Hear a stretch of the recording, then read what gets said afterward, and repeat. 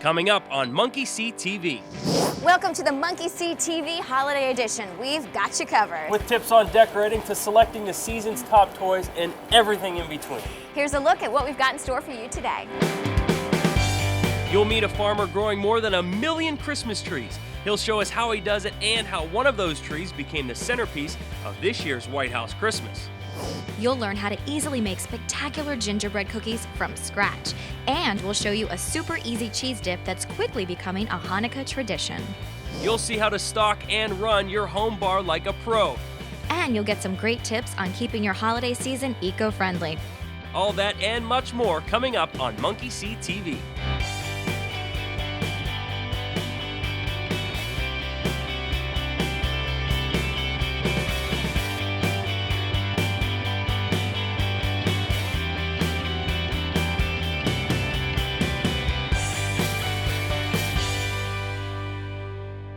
Hi, I'm Megan Gunning. And I'm Shane Talent. Welcome to Monkeysee TV, the do-it-yourself show where you learn directly from the world's top experts. Today we're in historic Alexandria, Virginia, just outside our nation's capital, where we'll be picking up some holiday decorating advice from the experts at the Christmas Attic. Now this place is one of the area's must-see holiday destinations. I'm psyched. You ready to go check it out? I am ready to do it. Let's go. Hi.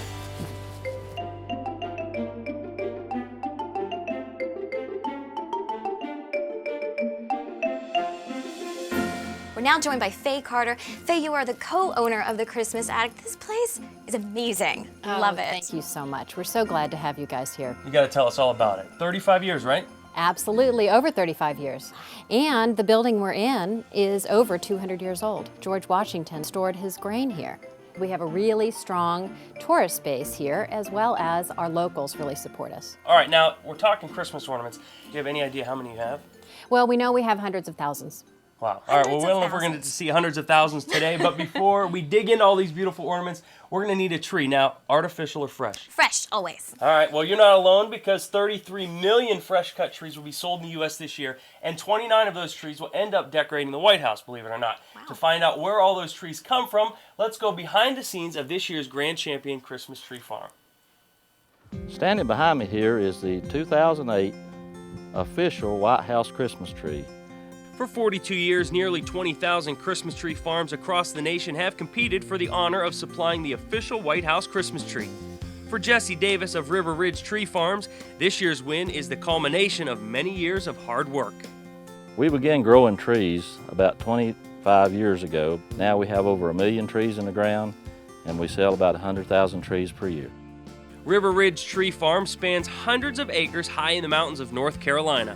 The high elevation and the steep hillsides provide the perfect environment for the Fraser fir, one of the most popular Christmas tree varieties. The trees grow about a foot per season, so the average tree won't be ready for harvest for 7 years. Throughout that time, they require frequent tending, including regular trimming to maintain their perfect conical shape. Harvest time is a race against the clock. For most of November, 100,000 trees will be cut, each one by hand. Once cut, the trees are carried to a baler, where they are wrapped to avoid damage, and shipped to retailers across the country. But one tree will take a solo trip to Washington, D.C. Our family and co-owner will travel to Washington, and we will present this tree to Laura Bush, the First Lady of the nation. It's been 23 years since this tree was planted as a sapling. Now 18.5 feet tall and more than a half a ton, it takes a team of National Park Service volunteers just to raise it into position. But once decorated, all the hard work pays off. Thanks to everyone who's worked so hard to make this such a beautiful red, white, and blue holiday. The big blue room Christmas tree is decorated with ornaments from congressional districts from all 50 states. 92 volunteers were involved in decorating the White House this year. And by tradition, all 29 trees gracing the residence will come from the home state of the Grand Champion Farm. This year, all will come from the state of North Carolina, thanks to the award-winning River Ridge Tree Farms. One of the best feelings that a Christmas tree farmer can have is when they see one of their trees decorated. It's a feeling of nothing but satisfaction. Well, you too can make your own beautiful hand-painted ornaments, and it doesn't take a lot of work. Speak for yourself. You can do it. Let's watch craft painting expert Mary Gallagher Stout show us how. This Christmas, we're all thinking about our pocketbooks and how to make a fabulous Christmas on a tighter budget. What better way than to make your own beautiful hand-painted ornaments? The supplies that we'll need to make today's ornaments are fluid acrylic paints, acrylic medium to help disperse the paint within the glass ornament itself, and we're going to need to purchase some glass ornaments from a local craft store. And this year I found a new type of craft glass, which is iridescent, which brings another dimension to our hand-painted ornaments. So as soon as you get home, you just take those beautiful glass ornaments, pop the lids off, and you're gonna take your acrylic medium and squirt some medium into the bauble itself and swirl it around so you get a nice even coating. You squirt some paint into the bauble. You can shake them, you can swirl them, and if you use the acrylic medium, you're going to have a more transparent film on the inside of the bauble versus if you don't use the acrylic medium, you're just gonna have a more opaque, thicker coating of paint on the inside of your bauble. So it really is just a matter of taste. Then you turn them upside down into an egg carton to let them dry overnight. When you wake up the next morning, come down, make sure that the ornament is dry. You're gonna turn it over, pop the top in, adorn it with a beautiful ribbon, and add it to your tree for a beautiful memory for years and years. Now that looked like a great way to let your creativity loose. Yeah, you might want to think about trying it after you had a couple holiday cocktails. I'll do that. And since you brought up cocktails, here's our bartending expert, Joe Trujillo, to provide some tips on operating your home bar this holiday season, just like the experts do it. Well, it's that time of year again when many people are hosting their own home holiday parties and playing the role of personal home bartender. As a professional bartender and bartending instructor, I have a few tips and recommendations to really make your holiday party a success, while not breaking the bank at the same time. First and foremost, people often go out and buy too many of the extravagant and expensive drinks. Although they can really complement your party, they neglect the fact that they haven't stocked up on the staple and basic drinks, such as your rums, your gin, and your vodkas, which will please more of the people at your party than the one or two that can appreciate a fine scotch. Which leads to the next question of how much liquor to buy. It's always a tough question to answer, but for your standard party of 10 of moderate drinkers, I would recommend the following: 2 bottles of vodka, 2 bottles of rum, 1 bottle of gin, 1 bottle of triple sec, and 1 bottle of tequila. That should more than cover your entire party for a party that's lasting anywhere between 2 to 3 hours. When it comes to wine, remember to keep it simple. You need a selection of red and a selection of white. My recommendation for the red is either a Cabernet Sauvignon or Merlot. 1 or 2 bottles is more than sufficient for a party of 10. For your Chardonnay, same thing. I would recommend keeping it simple with 1 or 2 bottles. For your beer, I'd recommend the following: having a domestic light, and 2 imports. One of those imports should be of a Mexican influence. A 12-pack of each is more than enough, and I guarantee you will have leftovers. Perhaps the biggest mistake out there involves ice. Most people don't plan for enough. My recommendation is to usually have about twice the amount that you actually anticipate using. You need to have enough to fill your cooler with ice to cover your beers and wines. You need to have enough to use in your actual mixing glass and martini shakers. And finally, you need to have actual ice that you'll be serving in the drinks themselves. Speaking of ice, it is one of the biggest contributors in helping limit the cost for your holiday party. Try to fill up your glass with ice, and I guarantee you won't be going through as much liquor than without it. Another money-saving tip for your holiday party is something as simple as using a pourer. Often people are talking and aren't paying attention to how much they're pouring. Next thing you know, they poured half a bottle in a simple glass. Whereas had they used a pourer, in the same conversation, it's often a lot more difficult to fill up the glass to the same level. So those are some bartending tips for a successful home party. Have a happy and safe holiday. Coming up, you can take objects that you find or that you have around the house and incorporate them into your building structures. Holly berries and mistletoe, keep them totally out of reach because they can be highly toxic.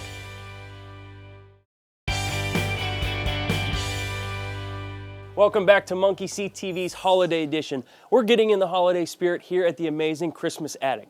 Now I have to admit, I'm still a kid at heart, so on Christmas morning, it's all about the TOYS toys. Well, let's see what Amy Bevins, our Monkeysee parenting expert, has picked as this season's most playable toys. Like you, each year I negotiate the holiday toy hike, trying to find toys for my children that have long-term playability. That means toys that children play with longer than the box in which they come, and toys that aren't going to be sitting on the shelf in June collecting dust. And here's a list of this year's standouts. Zoobies are the cuddliest, snuggliest 3-in-1 companion for your child, whether they're a baby all the way up to older kids, and are soft and snuggly for your child to enjoy. Simply open the Velcro tabs on their tummy, and they fold into a perfect travel pillow or a nap-time companion, and then unzip the zipper and you'll be able to unfold a child-sized blanket that they can cuddle up with and enjoy. Bocce is a hilarious indoor-outdoor game for the entire family.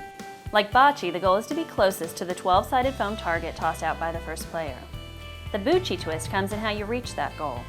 Toss between your legs, backwards with your eyes closed, in more laugh-out-loud ways. Special wrist trackers keep score and give players their outrageous challenges. Tribot roams his world, protects against intruders, wakes you up, tells jokes, and is the next generation of robotic companion. From his animated eyebrows, pop-top head and sense of humor, to his omnidirectional movement, motion-sensing controller, and built-in games, Tribot is more than just another mechanical toy. Think outside the blocks. With Uber Sticks, you can make incredible creations with the included pieces, but with this unique building set, you can also incorporate things like Legos, Zoobs, and Connects to make even more incredible creations. This toy is also unique because it encourages upcycling, meaning that you can take objects that you find or that you have around the house and incorporate them into your building structures. For example, in this sailboat kit, you use a water bottle for the flotation device. So those are my favorites for this year's holiday family fun and long-term playability. I hope that you and your family have a safe, happy, and healthy holidays. On a cold December day, there's nothing better than a good cup of rich hot chocolate. Here's craft expert Christina Crawford to show you a really creative way to deliver some of that steamy goodness to other chocolate lovers on your gift list. I would like to show you how you could use a pastry bag or a cello bag to jazz up a gift and to have some fun and to use your creativity. Everybody loves hot chocolate. So I'm using a scooper and I'm just going to scoop out. I don't even want to tell you the measurements because it all depends upon how many servings you want. You can also put some marshmallows inside, and these are just little mini marshmallows. And then I'm going to throw in a Hershey Kiss. This is a cherry cordial and it's going to lay right there on the top.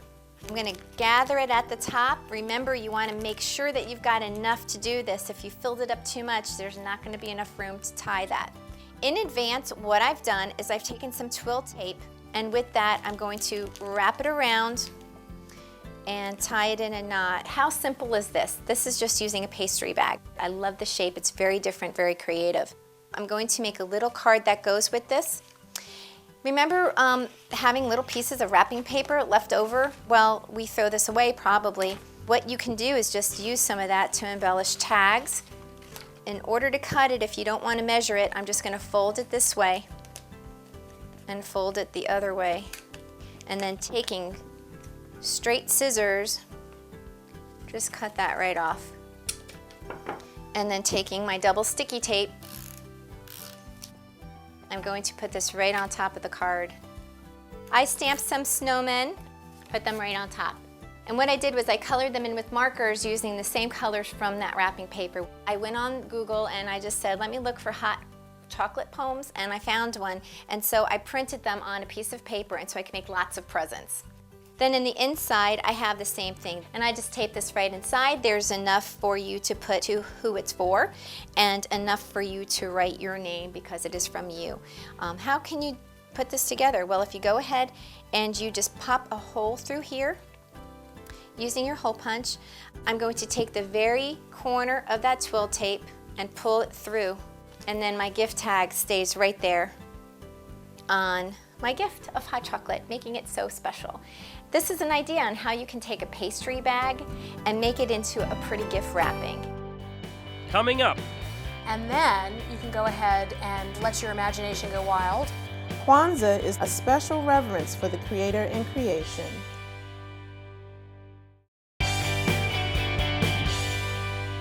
Welcome back. You know, everyone today is concerned about the environment, and in some ways it's even more important during the holiday season. So in this segment, we have some eco-friendly tips for keeping your holiday green. Christina Crawford suggests using common household items for gift wrapping. Sometimes if you have a nice small box and you want to wrap it with something fun, I know that the teenagers in my house have a good time looking through magazines. There's beautiful artwork in here. Here's a pretty page with a lot of fun colors. And so sometimes if it's in the middle of the page, you can just, or the catalog, you could just pop it right out of the staples. But this one just so happens to need to be torn out. So I'll take that magazine and I'll just put it away, and I'm going to use this piece of paper right here. Wrapping with magazines is a great way to save money and recycle in the process. The end result can be both creative and beautiful. Another way to stay green this year is to use a new type of decorative lights. Switch to LEDs. It's an amazing way that you can save an incredible amount of money, still have the same look. Right here, we've got a LED. Over here, we've got an incandescent, the standard C9 that you're used to seeing. This guy right here, Power Hog. Right here, 1/10 of the power. The standard homeowner uses about $150 per month in Christmas lighting. If you use a LED, you'll knock your bills down to about 15 bucks a month. We're joined again by Faye Carter of the Christmas Attic. Faye, I understand that you have a green tip for us as well. Absolutely, and it's really easy. Anybody can do it. Instead of using styrofoam chips, use real popcorn for packing your boxes.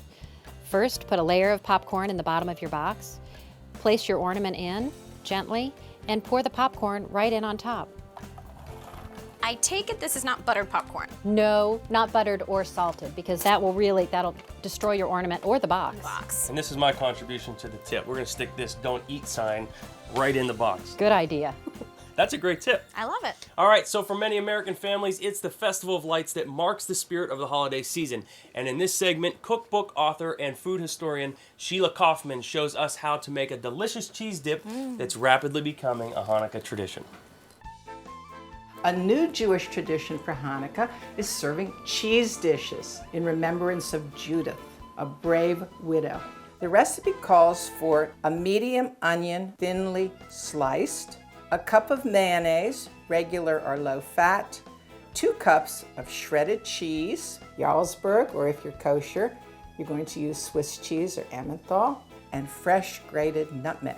After you've combined the cheese, the onions, the mayonnaise, and the nutmeg, mixing well, you're going to place the cheese mixture either in your baking dish or in your hollowed out bread, and you're going to bake it at 350 for 25 to 30 minutes or until the cheese is melted and golden. Serve it with veggies, crackers, or the bread bowl you served it in. I hope you enjoy making fabulous Jarlsberg cheese dip and starting your own new traditions for Hanukkah. Next, we're going to learn how to make some incredible gingerbread cookies completely from scratch.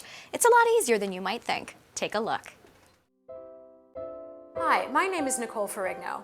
I will be joined today by Elizabeth Evelyn, and today we're showing you how to make gingerbread snowflakes. So we'll start with 1 stick of unsalted softened butter with 1/2 cup of packed dark brown sugar. You're gonna wanna cream that for a couple of minutes, and what we'll add next is 1 large egg, 1/2 cup of dark blackstrap molasses. And you're gonna wanna mix for up to a minute or 2, as long as it takes to get all of the ingredients fully mixed. So now we're ready to add our dry ingredients. What we've got in our bowl here are 3 cups of all-purpose flour, 1/2 teaspoon of baking soda, 1/4 teaspoon of baking powder, and then I've got a combination of spices. 2 teaspoons of ginger, 2 teaspoons of cinnamon, 3/4 of a teaspoon of clove, 1/2 teaspoon of black pepper, and 3/4 of a teaspoon of salt. And we're gonna mix just as long as it takes to get the dry ingredients incorporated. So now we're gonna go ahead and pack the gingerbread dough into a large sheet of plastic wrap and press it flat into a disc. So we're gonna go ahead and get the gingerbread dough into the fridge for about an hour or so till it's nice and firm. And when we come back, we're going to shape and bake the cookies. So we've made our gingerbread dough, and we're going to roll it out on a lightly floured surface. We're gonna roll these to about 1/2 inch. And if you're using a relatively intricate cutter, sometimes they'll stick in the corners. So go ahead and use the end of a spatula or the tip of a knife or just your finger to make sure all of the dough is coming out. And they're ready to go into the oven, which is preheated to about 350. And they're gonna bake for about 10 to 12 minutes. Now that our gingerbread dough has been baked, we're gonna go ahead and take royal icing, put it into a parchment cone, and then you can go ahead and really sort of let your imagination go wild. So once you've finished decorating your gingerbread snowflakes, you want to let them sit overnight and the icing will really firm up. You can just sprinkle a little bit of the sanding sugar, pull it right over the cookie. And then you'll just go ahead and sort of brush off what's left. So these are our gingerbread snowflake cookies, and happy holidays to you.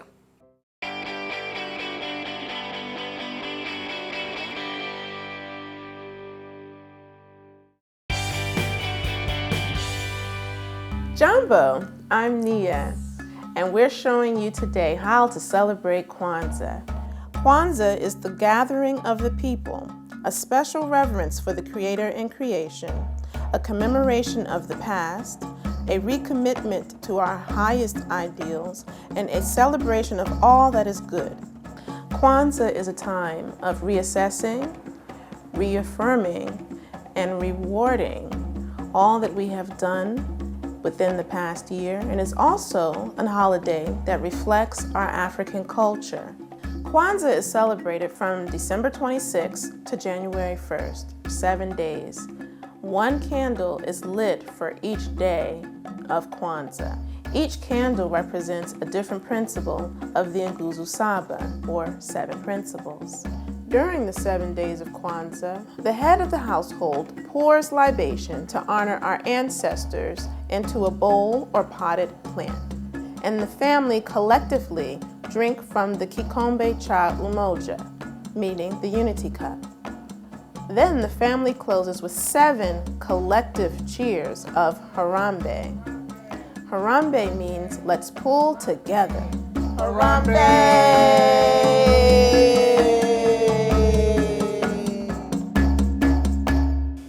What are you doing? I think I might get this Frosty. You know, I'll add some festive spirit to my living room with this little poinsettia pouch. This is poisonous, right? Well, that one's Poinsettias. fake. I don't know. But I have heard that real ones are as well, but who knows? But that's why we asked Monkeesee's health expert, Dr. Christina Johns, to share some of her tips for ensuring your family has a safe holiday season. The holidays are a fantastic time of year. Good fun, good friends, good parties, but it does put us at risk for some potentially serious holiday injuries. First, the Christmas tree. Glass ornaments down here that are just begging for a toddler to come and pull them off. If they break on the floor, they could cut your skin, or even worse, if you pulled the whole tree over, could potentially have some serious consequences. So, keep your glass ornaments way up high and out of reach, and remember to watch your toddler. I love all of the holiday plants like holly and poinsettias. They're gorgeous. Holly berries and mistletoe, well, they're tempting for kids and pets. Keep them totally out of reach because they can be highly toxic. One of the myths that I want to debunk is that poinsettias are very toxic. They're not poisonous plants. They can be very irritating to the stomach if they're consumed in large quantities. So what I always say is keep all of the holiday plants out of reach of kids and pets. There's nothing like a big spread of food to get the holiday party started. One thing I do need to talk about though is the importance of keeping your hot foods hot and your cold foods cold. You don't want anything to be left out for too long because you run the risk of getting food poisoning. If you wind up with food poisoning, know that there's no magic medicine to fix it. It just takes time to go away. But what you can do is make sure that you're hydrating yourself really, really well, and you'll feel a lot better. Have a wonderful holiday season and Happy New Year. That's all for this special holiday edition of Monkeysee TV. We hope you and your family have a safe and festive holiday season. Now, what do you say we go shopping? Absolutely, I've got my eye on a couple things. Let's go, I'll follow you. Don't break anything, okay?